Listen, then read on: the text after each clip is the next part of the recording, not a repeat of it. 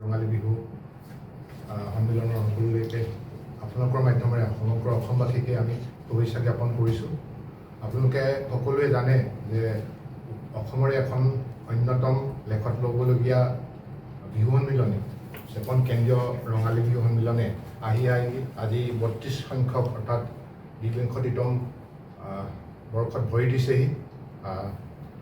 বিগত বৰ্ষবিলাকৰ দৰে এইবাৰো আমি ৰঙালী বিহু কাৰ্যসূচী আমি সমাপন কৰিবলৈ গৈ আছোঁ। আজি এটা বিশেষ কাৰণত আপোনালোকৰ এই সংবাদমেলখন আমি আয়োজন কৰিব লগা হ'ল। পূৰ্ব নিৰ্ধাৰিত যি আমাৰ বিহু উদযাপনৰ তাৰিখ আছিল, এই তাৰিখৰ সাল সলনি কৰাৰ উদ্দেশ্যে আমি আজি এই সন্মিলনখন আজি প্ৰেছ মিটখন আমি আয়োজন কৰিব লগা হ'ল। আপোনালোকে সকলোৱে জানে যে অসমত এটা নিৰ্বাচন কেন্দ্ৰিক পৰিৱেশ ঘোষণা হৈছে। ইতিমধ্যে অসম চৰকাৰে পঞ্চায়তৰ নিৰ্বাচনৰ দিন ঘোষণা কৰিছে। আমাৰ যি পূৰ্বৰ আমাৰ কাৰ্যনিৰ্বাহক আৰু কৰ্ণধাৰ সমিতিৰ আমাৰ বৈঠকৰ সিদ্ধান্তৰ মৰ্মে অহা ২, ৩ আৰু ৪ মে' আমি আমাৰ বিহু সন্মিলনখন অনুষ্ঠিত কৰাৰ কথা আছিল।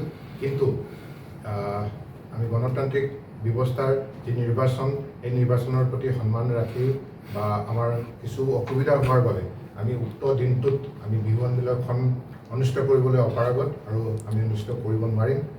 তাৰ পিছৰ কাৰ্যনিৰ্বাহকৰ সিদ্ধান্ত মৰ্মে আমি এই বিহু সন্মিলনখন অহা ইংৰাজী ১৩, ১৪ আৰু ১৫ মে' অৰ্থাৎ ২৯, ৩০ আৰু ৩১ বহাগলৈ আমি পিছুৱাই দিছোঁ আৰু বাণাঢ্য কাৰ্যসূচীৰে আমাৰ এই বিহু সন্মিলনখন অনুষ্ঠিত হ'ব।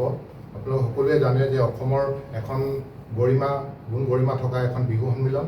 এই বিহু সন্মিলনখনে অসমৰ সাংস্কৃতিক জগতখনলৈ বিশেষ অৱদান আগবঢ়াইছে বুলি আমি ক'ব পাৰোঁ। অসমৰ যিবিলাক অন্যতম বিহুস্থলী আছে, এই বিহুস্থলীৰ চেপন এখন লেখত ল'বলগীয়া। বিশেষকৈ আমি যি ইয়াত বিহু সম্পৰ্কত যি প্ৰতিযোগিতাৰ আয়োজন কৰোঁ, এই ক্ষেত্ৰত অসমৰে সৰ্বশ্ৰেষ্ঠ বুলি আমি ক'ব লাগিব।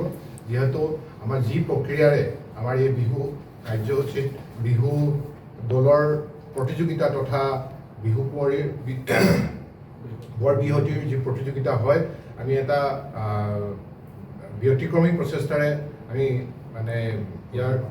আমি চেষ্টা কৰোঁ। আমাৰ ইয়াৰ লগতে ইয়াৰ যি পুৰস্কাৰ আছে, অসমৰ ভিতৰতে আমি আটাইতকৈ ডাঙৰ মাননি আমি আগবঢ়াওঁ। হুঁচৰি বিহুৰ প্ৰতিযোগিতাৰ ক্ষেত্ৰত প্ৰথম পুৰস্কাৰ ৪ লাখ আৰু দ্বিতীয় পুৰস্কাৰ ২ লাখ টকা। ঠিক তেনেধৰণে বৰ বিহুৱতী প্ৰতিযোগিতাটো আমি ২ লাখ টকাৰ প্ৰথম পুৰস্কাৰ আৰু ১ লাখ টকাৰ এটা দ্বিতীয় পুৰস্কাৰ আমি ইতিমধ্যে বিগত বৰ্ষবিলাকতো দি আহিছোঁ। আৰু এই যি বঁটা আছে, এই যি টকা আছে, টকা আমি বিহু সন্মিলনত পুৰস্কাৰ হিচাপে আগবঢ়াওঁ। ইয়াৰ উপৰিও আমাৰ বিহু সন্মিলনখনৰ লগত সংগতি ৰাখি যি স্মৰণিকাৰ প্ৰতিযোগিতা হয়, অসমৰ ভিতৰতে এই স্মৰণিকা প্ৰতিযোগিতা মই ভাবোঁ আমাৰ এই বিহু সন্মিলনখনে অনুষ্ঠিত কৰে। আৰু আমি ইয়াৰ জৰিয়তে এই স্মৰণিকাৰ প্ৰতিযোগিতাৰ জৰিয়তে আমি এই বিহু সন্মিলনখনৰ সমগ্ৰ অসমতে অনুষ্ঠিত হোৱা বিহু সন্মিলনবিলাকৰ বিষয়ে আমি জানিব পাৰোঁ। বিহু সংস্কৃতিকো মই ভাবোঁ এই আমাৰ স্মৰণিকা প্ৰতিযোগিতাৰ যোগেৰে আমি আগুৱাই নিয়াৰ ক্ষেত্ৰত আমি সমৰ্থবান হৈছোঁ।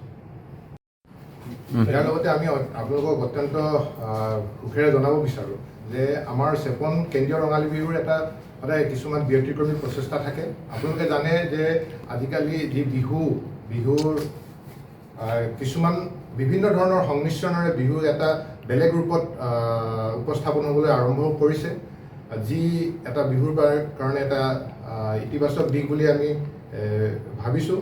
তাৰ প্ৰতি লক্ষ্য ৰাখি আমাৰ চেপন বিহু সন্মিলনীখনে বিগত কেইবাবছৰৰ পৰা আৰম্ভ কৰি আমি ডিজিটেল মাধ্যমেৰে চেপন বিহু কেনেকৈ নিভাঁজ আৰু নিখুঁত ৰূপেৰে ৰাইজৰ মাজত আমি আগবঢ়াই দিব পাৰোঁ, তাৰ প্ৰয়াস কৰি আছোঁ, যাতে ভৱিষ্যত প্ৰজন্মই বিহুৰ নিখুঁত আৰু নিভাঁজ ৰূপটো দেখা পায়। তাৰ বাবে আমি বিগত বৰ্ষত যিধৰণে আমি এটা বিহুগীতৰ আমি ব্যৱস্থা কৰিছিলোঁ, ঠিক তেনেধৰণে এবাৰ আমাৰ কণ্ঠশিল্পী কমলিকা কাশ্যপ আৰু আচুৰ্য পাত্ৰৰ কণ্ঠেৰে আমি এটা চেপন কেন্দ্ৰীয় বিহুৰ প্ৰযোজনাৰে আমি এটা বিহু গীতৰ এলবাম আমি উন্মোচন কৰিছোঁ ইতিমধ্যে। আপোনালোকক সকলোকে এই বিহু আমি দি দিম। আশা কৰিছোঁ সকলো অসমৰ ৰাইজে ইয়াক আদৰি ল'ব। কোন কোন উপস্থিত থাকিব আপোনালোক? ইয়াতে আমাৰ কাৰ্যসূচী আমি 3 দিনীয়া কাৰ্যসূচীৰে আমি এই বিহু সন্মিলনখন অনুষ্ঠিত কৰিম। প্ৰথম দিনাৰ অৰ্থাৎ 29 বহাগ 13 মে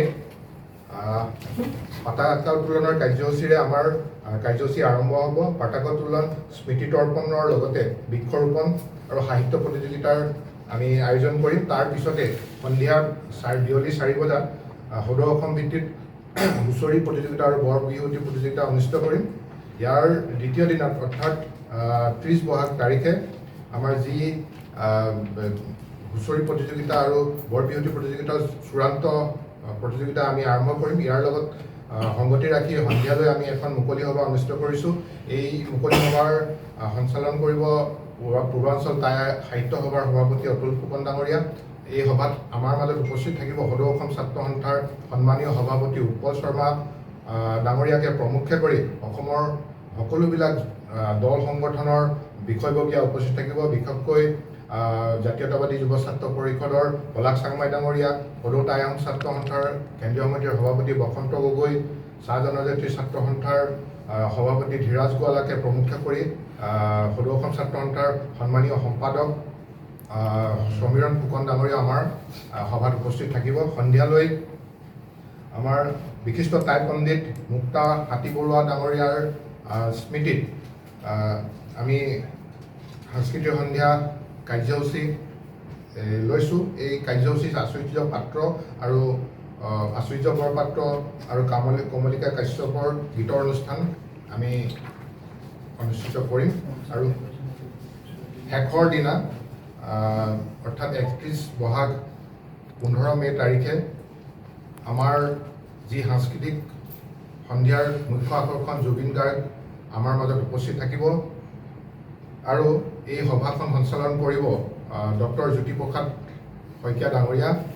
তেওঁ সতী সাধিনী ৰাজ্যিক বিশ্ববিদ্যালয়ৰ প্ৰতিষ্ঠাপক উপাচাৰ্য। ইয়াৰ লগতে আমাৰ উক্ত কাৰ্যসূচীটোৰ মুখ্য অতিথি হিচাপে থাকিব অসম চৰকাৰৰ সাংস্কৃতিক মন্ত্ৰী বিমল বৰা ডাঙৰীয়া আৰু আমাৰ যিসকল স্থানীয় বিধায়ক আছে চক্ৰ গগৈ ডাঙৰীয়াকে প্ৰমুখ্যে কৰি ধৰ্মেশ্বৰ কোঁৱৰ ডাঙৰীয়া, তেওঁলোক আমাৰ মাজত উপস্থিত থাকিব।